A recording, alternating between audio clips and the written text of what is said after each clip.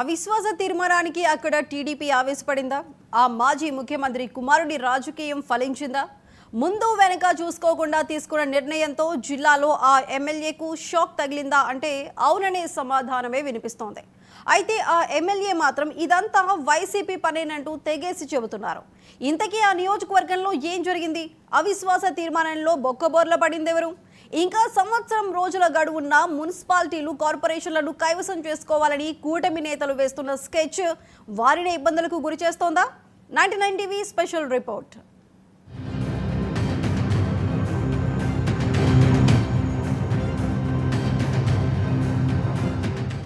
రాజకీయ ఉద్దండులకి care of address గా నిలిచే ఉమ్మడి నెల్లూరు జిల్లాలో రాజకీయాలు రోజురోజుకు మలుపు తిరుగుతుంటాయి. ఇక్కడ నుంచి ప్రాతినిధ్యం వహించిన అనేక మంది నేతలు రాష్ట్ర, దేశ రాజకీయాలను శాసించారు. ఇక్కడ పొలిటికల్ స్కెచ్ గీశారంటే అది సక్సెస్ అవ్వాల్సిందే. కానీ నెల్లూరు జిల్లాలో తొలిసారి టీడీపీకి గట్టి షాక్ తగిలింది. ఉమ్మడి నెల్లూరు జిల్లా వెంకటగిరి మున్సిపాలిటీలో మున్సిపల్ చైర్పర్సన్పై అవిశ్వాస తీర్మానం గాలికి ఎగిరిపోయింది.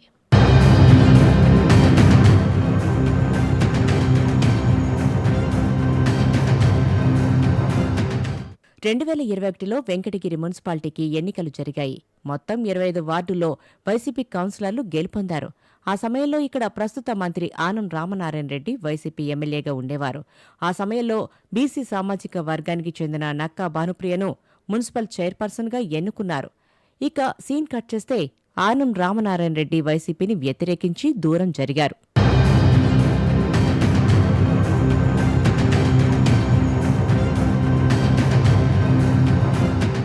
కొంతకాలానికే ఆయన తెలుగుదేశం పార్టీ వైపు మొగ్గు చూపడంతో ఆయనతో పాటు అధికారికంగా ఓ 3 కౌన్సిలర్లు టీడీపీలోకి వచ్చేశారు. మిగిలిన వారిలో కొంతమంది అనధికారికంగా వైసీపీ నుంచి టీడీపీలోకి చేరిపోయారు.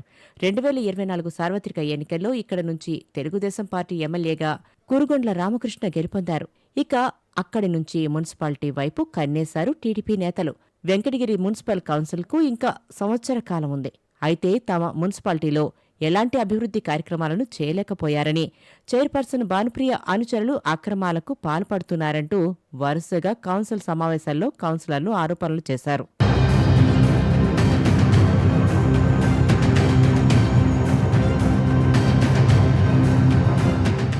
ఇటీవల మాజీ మున్సిపల్ చైర్పర్సన్ దొంతు శారదా నాయకత్వంలో భానుప్రియను మున్సిపల్ చైర్పర్సన్గా దించేందుకు పావులు కదిపారు టీడీపీ నేతలు.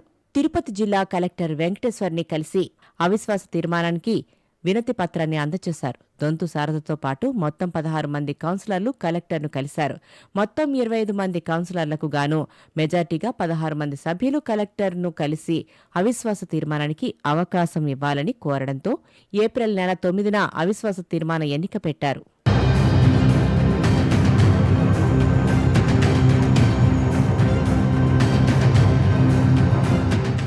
ఇక ఇక్కడి నుంచి వైసీపీ తన రాజకీయం మొదలుపెట్టింది. మాజీ ముఖ్యమంత్రి నేదురుమల్లి జనార్దన్ రెడ్డి కుమారుడు ఇక్కడ వైసీపీ ఇన్ఛార్జిగా ఉన్నారు. తమ పార్టీ సింబల్తో గెలుపొంది ఇప్పుడు తమకే వెన్నుపోటు పడుస్తున్నారంటూ మొదట్లో కొంత హడావుడి చేసిన తర్వాత కౌన్సిలర్లను తమ వైపు తిప్పుకున్నారు. దాదాపు 19 మంది కౌన్సిలర్లు వైసీపీకే మద్దతు పలికారు. వీరందరినీ రామ్ కుమార్ రెడ్డి వేరే రాష్ట్రానికి క్యాంపుకి తీసుకువెళ్లి 2-3 రోజుల పాటు వారికి సకల మర్యాదలు చేశారని టాక్.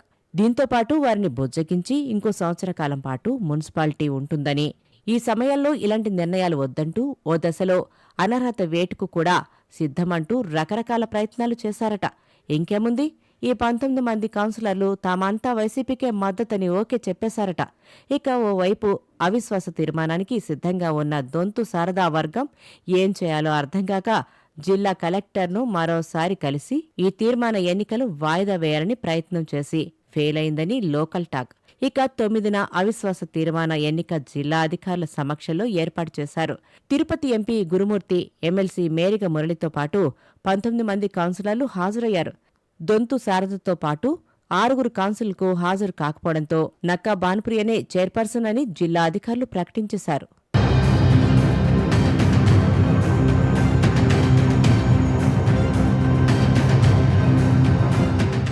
ఇక ఇదంతా వైసీపీ ఆడుతున్న మైండ్ గేమ్ అంటూ ఎమ్మెల్యే కురుగొండ్ల రామకృష్ణ మండిపడ్డారు. వారంతా వైసీపీ కౌన్సిలర్లేనని, కావాలని టీడీపీని టార్గెట్ చేసి అవిశ్వాస తీర్మాన గేమ్ ఆడారంటూ దుయ్యబట్టారు. ఇక ఈ అంశం జిల్లా టీడీపీ పెద్దల ద్వారా రాష్ట్ర అధిష్టానానికి తెలిసిందట. ఇప్పటికే ఏపీలోని అనేక చోట్ల మున్సిపాలిటీలు, జిల్లా పరిషత్, కార్పొరేషన్లకు ఇంకా సంవత్సర కాలంపైనే సమయం ఉండడంతో వాటిని తమ వైపు తిప్పుకునేందుకు కూటమి చేస్తున్న ప్రయత్నాల్లో వెంకటగిరి అంశం కొంత ఇబ్బందిగా మారిందని సమాచారం. తమకు స్పష్టమైన మెజార్టీ లేకుండా ఇలాంటి నిర్ణయం తీసుకోవడంతో టీడీపీ అధిష్టానం ఈ అంశంపై సీరియస్ అయినట్లు తెలుస్తోంది. మిగిలిన చోట్ల ఆచితూచి అడుగులు వేయాలని టీడీపీ పెద్దలు సంకేతాలు పంపించినట్లు తెలుస్తోంది. ఏది ఏమైనప్పటికీ అవిశ్వాస తీర్మానం ఘటనలో Nedurumalli Ramkumar Reddy game plan work out అయిందా, లేక కురుగొండ్ల చెబుతున్నట్లుగా టీడీపీని దెబ్బ కొట్టేందుకు నిజంగానే వైసీపీ కౌన్సిలర్లు అవిశ్వాస తీర్మాన గేమ్ ఆడారా అన్నది ఆ భగవంతుడికే తెలియాలి.